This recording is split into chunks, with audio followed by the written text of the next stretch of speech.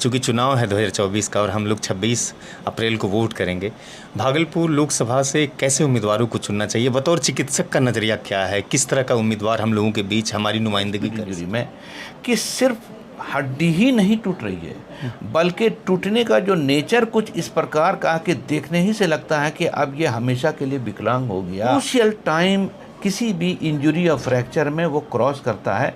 उसके बाद हड्डियां को आप पोजीशन में ला भी दीजिएगा तो भाई हड्डियां जल्दी जुड़ती नहीं हैं और रिजल्टिंग डैमेज, कोलेट्रल डैमेज, ये सब होता ही होता है। खासतौर से जब एक्सीडेंट होता है किसी भी पेशेंट का, तो जो उसको हैंडी करके यानी कैरी करके जो पार्ट्स होते हैं, अवयव होते हैं शरीर के, उसको लाने में भी कहीं ना कहीं दिक्कत होती है। लोगों के पास जागरूकता ही नहीं रही। मान के चलिए किसी का अगर हाथ कट जाता है, 2 टुकड़े में बढ़ जाता है, या पैर 2 टुकड़े में हो जाता है, तो उस पेशेंट को कैसे कैरी करके लाना चाहिए उसके शरीर के पार्ट? जो पेशेंट ठीक हो जाते हैं, जिसके बॉडीज़ में आप ऑपरेशन सर्जरी करके रॉड डाल देते हैं, प्लेट्स डालते हैं, अब उनके लिए भी जीवन का जो चक्र होता है बड़ा गंभीर हो जाता है। आप सड़कों पर चलेंगे, आप आवाजाही करेंगे, तो कभी खुदा न खास्ता अगर आपके साथ एक्सीडेंट हो जाता है और फिर दोबारा आप इंजर्ड हो जाते हैं, और ऐसा इंजर्ड होते हैं कि अब बहुत मुश्किल होता है। तो वैसे सूरत में क्या ऑर्थोपेडिक मेडिकल साइंस में भी किसी तरह का कोई अभी तक रिसर्च आया है, या फिर उसको कैसे हैंडल करते हैं आप? इसलिए दोबारा एक्सीडेंट हो जाने के बाद कोई इंश्योरेंस उसको अपने अंदर में नहीं रखती, एक्सेप्ट नहीं करता है, नहीं करती, लेकिन उसमें बहुत ज़्यादा खर्चा है और कस्टमाइज नेल प्लेट और कुछ लगाना, और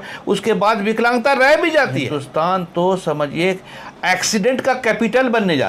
नमस्ते, आप सिटी टाइम्स देख रहे हैं। मैं हूं इकरामुल हक। जब कोई मरीज ऑर्थोपेडिक सर्जन के पास पहुंचता है तो शायद उसमें बहुत सारी ऐसी कंडीशंस होती है जिस मरीज को जान तो बचा ली जाती है जिस मरीज की, लेकिन डिजेबिलिटीज़ की बहुत ज़्यादा पॉसिबिलिटीज़ बढ़ जाती है। क्या कुछ नए रिसर्च हैं, क्या कुछ नए एक्टिविटीज़ है ऑर्थोपेडिक मेडिकल साइंस में? आज इस विषय में विस्तृत जानकारी देंगे भागलपुर शहर के सुविख्यात orthopaedic surgeon doctor Imtiazur Rahman साहब। सर, एक बड़ी दुर्घटना से हमारा पूरा देश कहीं ना कहीं जूझता है कि सड़कों में लोगों की दुर्घटना हो जाती है, कभी कभी जान चली जाती है। आमतौर पर जब मरीज सड़क दुर्घटना हो करके आपके पास पहुंचते हैं तो किस तरह की चीज़ों को वो आप लोग फेस करते हैं? मरीज़ कितना ज़्यादा परेशान होता है, या फिर उसमें जो बचाने का जो एक परसेंटेज होता है वो कितना पॉसिबिलिटीज़ आप लोगों के पास होती है? सर, इस बात को हम ध्यान में रखा जाए कि पहले जो दुर्घटना होती थी और अब जो दुर्घटना होती है उसमें बेसिकली नेचर का अंतर है। पहले हमारे पास राजदूत मोटरसाइकिल था, एम्बेसडर कार थी, और जीवन जितने भी गाड़ियां थी उसकी स्पीड ज़्यादा नहीं थी। अब हमारे पास जो भी गाड़ी है उसका स्पीड बहुत ज़्यादा है, हाई स्पीड की गाड़ी है, एनर्जी वैल्यू बहुत ज़्यादा है, तो इम्पैक्ट का, धक्का लगने का जो इम्पैक्ट एनर्जी बहुत ज़्यादा है। तो पहले हड्डियां 2 खंडों में बढ़ती थीं और अब 4-5 खंडों में बढ़ जाती हैं। ये तो मैं उसके बारे में बात कर रहा हूँ जो चीज़ एक्सरे में दिखाई पड़ता है। जब चूर चूर हड्डी हो जाएगी तो मांसपेशी भी तो चूर भरता हो जाएगी। तो इस वक्त जो हम एक्सीडेंट झेल रहे हैं वो बहुत विकराल स्थिति आ गई है, ख़ास करके हाई स्पीड इंजरी में, कि सिर्फ हड्डी ही नहीं टूट रही है, बल्कि टूटने का जो नेचर कुछ इस प्रकार का कि देखने ही से लगता है कि अब ये हमेशा के लिए विकलांग हो गया। आप लोगों को प्राइमा फेसिया ये दिख जाता है? जी। अभी तो मैंने हाल में इतने सारे मरीज देखे जिसका हड्डी बाहर फेंका गया और मरीज चलाया। ठीक है, इतने बड़े हड्डी फेंका गया, हड्डी कहाँ से लाइएगा? एक चीज़, जब हड्डी में इम्पैक्ट होने का एनर्जी इतना ज़्यादा रहेगा तो याद रखिएगा इस बात को, मांसपेशी भी टूटेगी, छाती में भी चोट लगेगा, आप मांसपेशियों में भी चोट लगेगा, और उसके अलावा क्या होगा, ब्लीडिंग भी होगी और मरीज शॉक में जाएगा। तो अगर अस्पताल उस हिसाब से इक्विप नहीं है कि साहब वो पूरे सिस्टम को ढंग से कवर कर ले सडनली, भाई बड़ी दिक्कत है। मैं देखता हूँ कि ये भी एक सबसे बड़ा मेजर पॉइंट है कि एक वेल सेटल अस्पताल होना चाहिए जहाँ सारे संसाधन। क्या है कि होता क्या है कि एक्सीडेंट हुआ, उसके बाद प्राइमरी हेल्थ सेंटर ले गया, फिर वहाँ बोला नहीं यहाँ के वहाँ लेके चले जाइए, वहाँ गया, उसके बाद वहाँ मेडिकल कॉलेज जाइए, वहाँ गया, मेडिकल कॉलेज में दिखा रहे कोई नहीं पूछ रहा, पढ़ाने कर रहा, या किसी प्राइवेट क्लिनिक में चला गया, वहाँ बोला नहीं यहाँ नहीं होता, वहाँ जाइए। इस तरह से समय इतना बर्बाद होता है, जो क्रूशियल टाइम होता है। जी, क्रूशियल टाइम किसी भी इंजरी और फ्रैक्चर में वो क्रॉस करता है। उसके बाद हड्डियां को आप पोजीशन में ला भी दीजिएगा तो भाई हड्डियां जल्दी जुड़ती नहीं हैं और रिजल्टिंग डैमेज, कोलेट्रल डैमेज, ये सब होता ही होता है। खासतौर से जब एक्सीडेंट होता है किसी भी पेशेंट का, तो जो उसको हैंडी करके यानी कैरी करके जो पार्ट्स होते हैं, अवयव होते हैं शरीर के, उसको लाने में भी कहीं ना कहीं दिक्कत होती है। लोगों के पास जागरूकता ही नहीं रही। मान के चलिए किसी का अगर हाथ कट जाता है, 2 टुकड़े में बढ़ जाता है, या पैर 2 टुकड़े में हो जाता है, तो उस पेशेंट को कैसे कैरी करके लाना चाहिए उसके शरीर के पार्ट्स को? देखिए, आप बोल रहे हैं रीइम्प्लांटेशन सर्जरी। रीइम्प्लांटेशन सर्जरी एक महंगी सर्जरी है और ये प्लान्ड वे में यहाँ पर पॉसिबल नहीं है। लेकिन क्या होता है कि जो अंग कट जाते हैं और अगर कम समय में चले आया तो हम लोग रीइम्प्लांटेशन सर्जरी करते हैं। उसकी खून की नाली को जोड़ना, नस जोड़ना, सब कुछ करते हैं। लेकिन उसका एक ड्रॉबैक है कि वो तो देख दाग के नाप तौल के तो नहीं ना कटा है। जी बिल्कुल। अच्छा, रोड पर फेंकाया है तो उतना सा पार्ट को काट के हटाना पड़ा।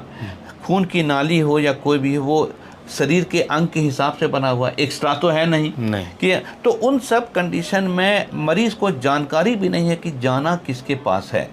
एक दूसरी बात, मरीज जब इस समय मेरे पास आया है, मान लेते हैं, तो मरीज शौक में, भारी हालत ख़राब है, ब्लड अभी नहीं आया है, ब्लड आने के लिए पूरा व्यवस्था चाहिए, ये चाहिए, उस शौक से मैनेज करते करते इस लेवल पर पहुंचना कि 7, 8, 9 घंटे की सर्जरी सस्टेन कर ले, उस कंडीशन में हम लोगों को प्रैक्टिकल दिक्कत होती है। बहुत आसान है बोलना कि हाँ भाई रिस्ट इम्प्लांटेशन, हम कहीं आपको वीडियो दिखा दें कल, लेकिन भैया मेरे आया कब, व्यवस्था थी और उसको 7-8 घंटा सेव कर लिया, उसको करने के बाद फिर उसका मेंटेनेंस कर लिया। ये सब चीज़ एक ऐसी है जो बहुत तरह के इफ्स एंड बट के साथ जुड़ी हुई है। अगर ये सब होता है और लोगों को सटीक जानकारी है कि साहब हाँ वहीं जाना है, तब तो बड़ी बात। नहीं तो मुझे लगता है कि लोग झोले में लेके आ जाते हैं और घूमते हुए अजीब जैसे कुछ नहीं हुआ है। अरे भैया मेरे समय फ्रेम, टाइम फ्रेम भी तो है। इस गर्मी में रीइम्प्लांटेशन सर्जरी का सक्सेस क्या देखेंगे? हम हर समय तो मरीज़ को हायर कंडीशन में नहीं रख सकते। हम उस लेवल की वो चीज़ भी नहीं कर सकते हैं जो एक स्टैंडर्ड बड़े अस्पताल में होता है। ठीक है, हमारे पास जो ऑप्शन है यहाँ पर छोटे शहरों में वो हम करते हैं, उसमें कामयाब हैं।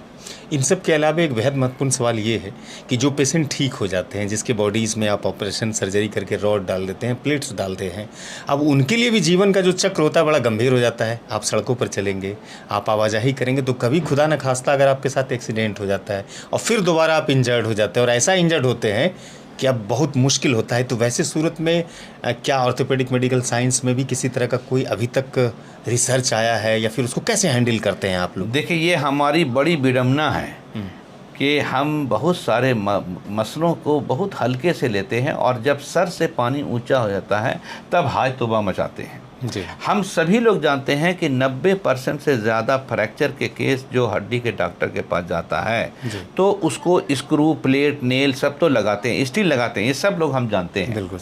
ऐसा भी तो दिन आएगा जब स्क्रू, प्लेट, नेल लगा हुआ आदमी गाड़ी चला रहा था और दोबारा एक्सीडेंट हो जाए। बिल्कुल सर।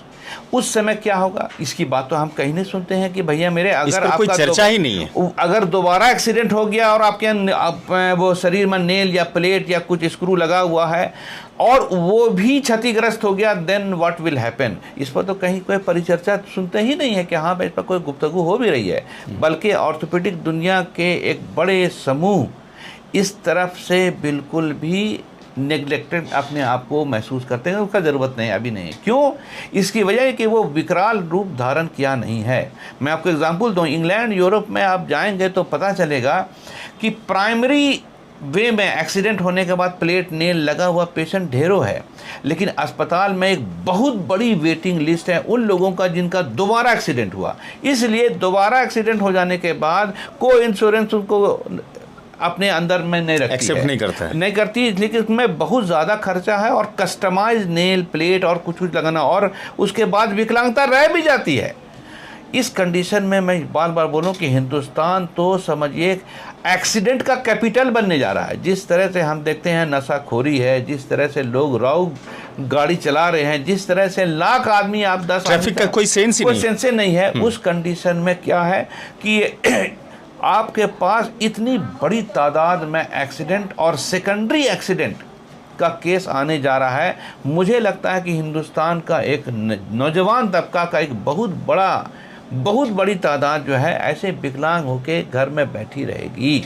यही चीज़ मैं देख रहा हूँ। इसका चूँकि आकलन नहीं करते हैं, ना मेडिकल कॉलेज में, ना प्राइवेट कॉलेज में, कि किसको दोबारा एक्सीडेंट हुआ प्लेट या नेल लगाने के बाद, ठीक है, तो हमें पता नहीं चल रहा। वरना ये एक बहुत बड़ा, समझिए, ज्वालामुखी है जो फटने वाला है। सर, एक आखिर में प्रश्न करेंगे। अभी चूंकि भारत को कैपिटल कहा जाता है डायबिटीज़ का, और आमतौर पर जब डायबिटीज़ किसी पेशेंट को होता है तो वो भी कहते हैं कि मेरे नर्व में दर्द हो गया, मेरे जोड़ में दर्द हो गया, मेरी हड्डी में दर्द होती है। तो उन सब चीज़ों के लिए ऑर्थोपेडिक की तरफ से क्या सलाह होना चाहिए? कैसे उनका लाइफ स्टाइल बदले जो इन सब चीज़ों से वो बच सके? सर, एक बात याद रखिए, जिसको डायबिटीज़ हो गया वो सब दवा खाने के बावजूद भी कह दे कि मैं बहुत ही माने एकदम फिट हूँ, ऐसा मुमकिन नहीं है। डायबिटीज एक ऐसी बीमारी है जो आपको पता नहीं चलने देगी, लेकिन आपके शरीर को आस्ते आस्ते गिराती चली जाएगी। अब रहा कि आप दवा जो खा रहे हैं उससे डिले होगा, यानी आप कुछ दिन कर सकते हैं, यानी जो परेशानी आपको 4 साल में आता है उसको आप 10 साल खींच सकते हैं, लेकिन आप उससे बच नहीं सकते। अब रही बात है, ये डायबिटीज़ अगर हो गया है तो ये नियमित रूप से हम लोगों को सिर्फ खान पिलान पर आश्रित रहना नहीं चाहिए, बल्कि बीच बीच में हम फोर्टिफिकेशन, यानी हम बी कम्प्लेक्स है और कैल्शियम है और दीगर चीज़ को हम लेते रहें। ये मेरी तरफ से राय है। दूसरी चीज़ जो सबसे इम्पॉर्टेंट है कि डायबिटीज़ के सिलसिले से जब हम दवा खाना शुरू करते हैं तो हम शायद ये भूल जाते हैं कि डायबिटीज़ की दवा कुछ दिन के बाद काम करना बंद कर देती है बॉडीज़ में। हाँ, हम अंधे के तरह 2 साल से एक ही टैबलेट खा रहे हैं और कुछ दिन के बाद पता चला कि मेरा शुगर तो बहुत बढ़ा हुआ है। अरे डॉक्टर साहब, हम तो दवा खा रहे हैं। भाई साहब, दवा काम कर ही नहीं रही है। यानी कि हर 6 महीने पर हम जो दवा खा रहे हैं वो काम शरीर पर कर रहे हैं या नहीं कर रहे हैं, इसको आकलन कर लीजिए। नहीं तो क्या होगा, हम शायद धोखे में रहेंगे। अभी मेरे पास मरीज आया, 2 टाइम जेमर 2 और एक और क्या दवा खा रहा था और घाव हो गया पैर में, तब चलाया, मालूम है कि उसका ग्लाइकेटेड 12 है, यानी दवा काम ही नहीं कर रही थी। तो ये भी एक इशू है। और आप खुद सोचिए, अगर एक्सीडेंट हो गया और डायबिटिक आदमी है तो ये तो करेला ऊपर से नीम चढ़ा, कितनी बड़ी परेशानी है।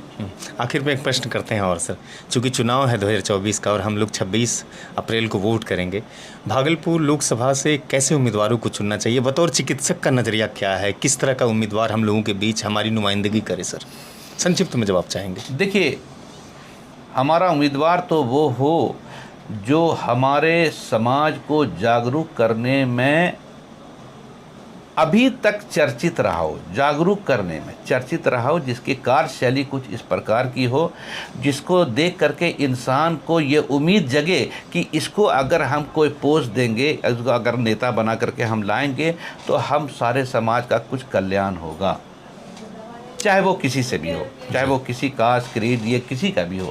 लेकिन उसके अंदर ये पोटेंशियल पहले से दिखाई पड़नी चाहिए कि वो वाकई हमारे हित में सोचने वाला इंसान है। सर, शुक्रिया सर बातचीत के लिए, और सिटी टाइम्स को आपने बहुमूल्य समय दिया रमज़ान के महीने में। बहुत बहुत शुक्रिया सर आपका। वेलकम। तो ये भागलपुर शहर के orthopaedic surgeon doctor Imtiazur Rahman साहब थे, जो हाल ही में नेपाल और बांग्लादेश में ऑर्थोपेडिक पर कई सेशन करके आए हैं और आने वाले समय में दुबई और मलेशिया जैसे राष्ट्रों में भी ऑर्थोपेडिक मेडिकल साइंस पर आधारित अपनी व्याख्या से अवगत करवाएंगे। भारत जैसी एक विशाल जनसंख्या वाले राष्ट्र में सड़क दुर्घटना एक गंभीर समस्या है। इसको बचने के लिए और इसको बचाने के लिए ट्रैफिक के सेंस को हम सबको समझना होगा। ये बातचीत कितनी अच्छी लगी हो, अगर अच्छी लगी हो तो यूट्यूब चैनल सिटी टाइम्स को सब्सक्राइब कर दीजिएगा। फेसबुक पर भी हमारी खबरें आप देख सकते हैं, वहाँ भी आप फॉलो और लाइक मुझे कर सकते हैं। धन्यवाद।